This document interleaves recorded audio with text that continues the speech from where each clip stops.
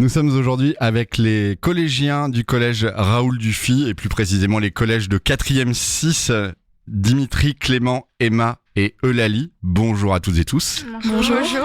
Alors si on se voit aujourd'hui, c'est parce que vous avez réalisé dans le cadre de vos cours une fiction radiophonique autour de l'esclavage.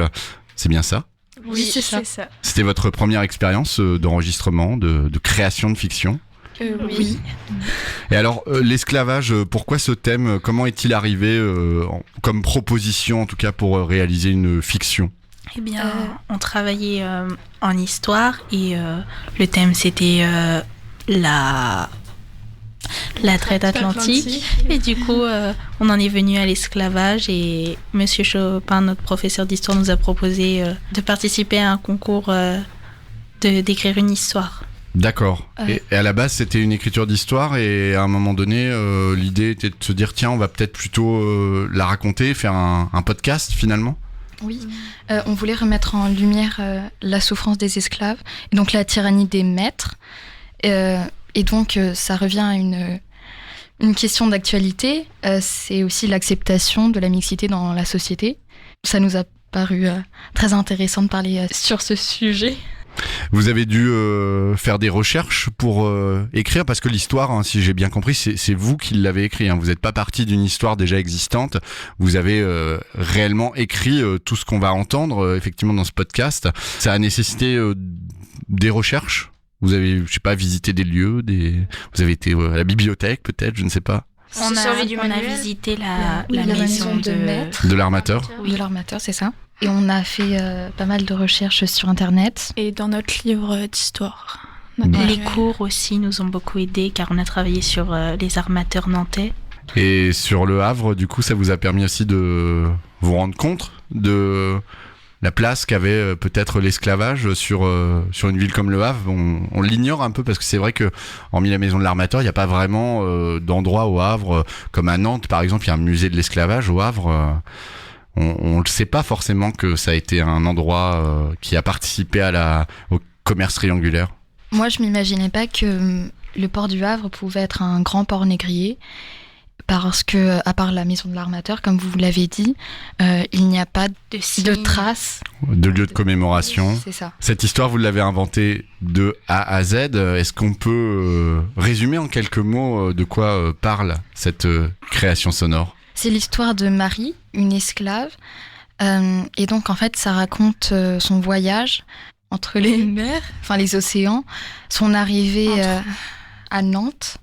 Et par chance pour elle, elle est tombée sur une bonne famille. Mais donc, ça explique toute la condition, enfin les conditions miséreuses des esclaves. Alors je crois qu'en plus c'est un projet collectif, toute la classe y a participé. Il y a eu aussi un grand apport musical, hein, si je ne dis pas de bêtises.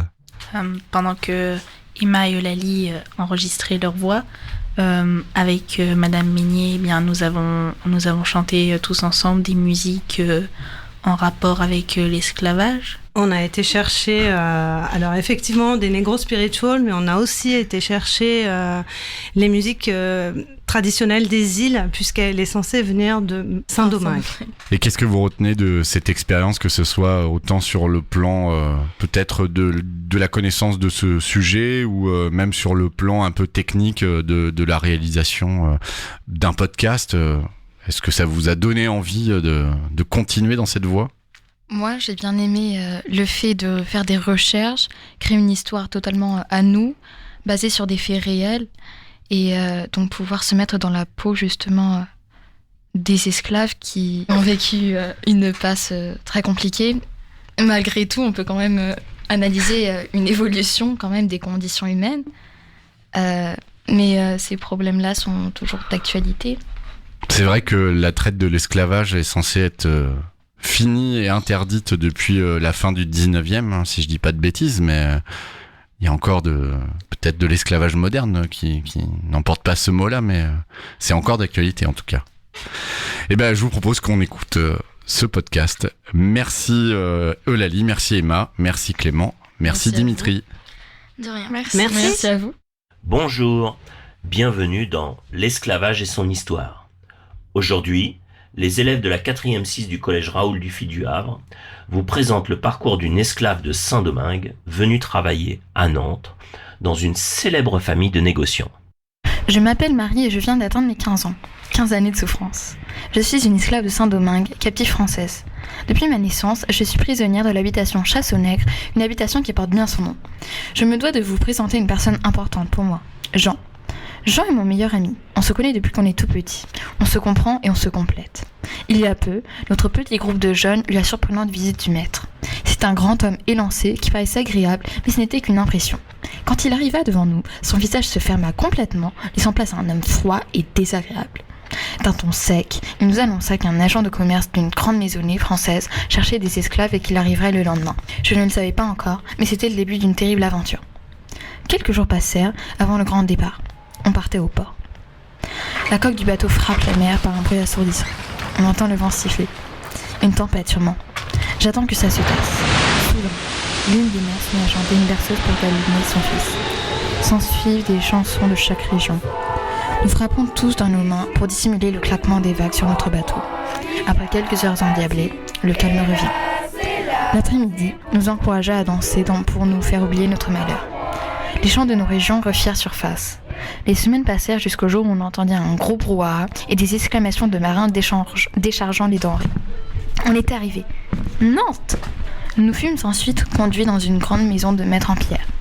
On nous emmena alors à l'intérieur. On nous fit visiter la demeure en marquant bien les endroits lesquels nous devions utiliser et ceux que nous ne devions pas. Enfin, on nous présenta à nos maîtres. Ils étaient assis sur des fauteuils ornés de dorures avec des coussins en velours. La salle était grande, spacieuse et accueillante. Les murs étaient pleins d'enjeux en bronze et d'oiseaux. Des volutes d'or étaient présentes dans toute la pièce. Devant les maîtres était placée une table basse de bois et de dorure. 2 petites tasses de café accompagnées de pierres de sucre y étaient disposées. On se présenta un par un en faisant une formule de politesse. Monsieur et Madame d'Orbrook, en tout, nous étions 5 esclaves. On nous affecta à une tâche, j'étais la servante personnelle de Madame. Madame d'Orbrook est une belle et grande femme. Elle portait une robe bleu marine avec des fleurs dorées. On m'emmena dans une salle où on me donna un habit, une robe blanche, un bandeau blanc, ainsi que des boucles d'oreilles. Enfin, on me remit un collier d'appartenance. J'étais maintenant leur propriété. C'était la première fois que j'étais si bien habillée. Je les remercie rien que pour ça. Je suis dans cette demeure depuis déjà quelques mois et par chance, je suis tombée sur de bonnes personnes. Au début, monsieur me criait dessus, mais ils ne m'ont jamais battue. En restant dans une grande partie de la journée au service de madame, une certaine affection s'est formée entre nous deux, et j'en suis fière. Il faut toujours bien s'entendre avec nos maîtres, cela nous facilite la vie. Jean aussi va mieux, il est valet de pied. Nous gardons notre relation secrète. Le soir, nous allons nous coucher sous les combles et nous discutons longuement. Aujourd'hui, je vais au marché, pour la première fois. La maison, en centre-ville, je n'en suis qu'à quelques minutes de marche. C'est là où je découvre une ville commerciale toujours en mouvement. Un saltimbanque joue la comédie au centre de la place. Une femme chante des chansons d'amour au balcon. Les enfants courent partout se cognant en passant. Les sabots claquent sur les pavés. Les chevaux hennissent. Les commerçants crient sur la place. À quelques rues de la demeure se trouve une petite église. Je m'en approche. Une musique harmonieuse emplit l'air. Mais je dois y aller. Juillet 1753. Près de 2 ans chez les d'Orbrook. Aujourd'hui, c'est un jour particulier. Ce sont les 10 ans de mariage de mes maîtres. À cette occasion, Jean-Bernard Morlot nous représente Madame et moi. Je suis sur un tableau. Je n'arrive pas à m'en rendre compte de ce que c'est. Peut-être le verrai-je vous un jour. C'est moi, Marie, et voici mon histoire.